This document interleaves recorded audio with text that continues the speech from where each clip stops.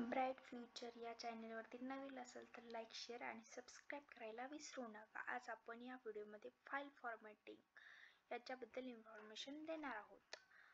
File आपण save करताना कोणत्या नावाने सेव्ह केल्या पाहिजे, त्याचा फॉर्मॅट काय असतो त्याच्याबद्दल आपण आज इन्फॉर्मेशन देणार आहोत.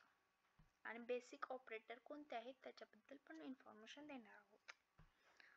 तर फॉर्मॅटमध्ये बघा, एक्सेल वर्कबुक एक्सटेन्शन त्याच्यासाठी फाईल सेव्ह करताना कशी करतात, .xlsx.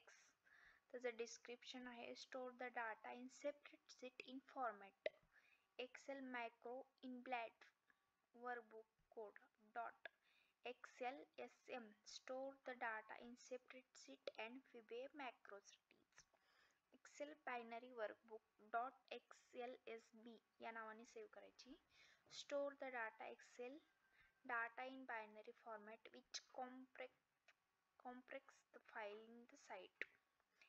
एक्सेल 97 एक्सेल 2003 वर्कबुकचं काय आहे, .xls old format which store excel data in separate sheet in format.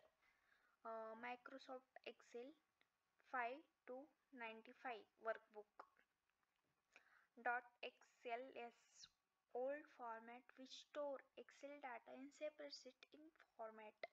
आणि CSV एक फॉर्मॅट आहे.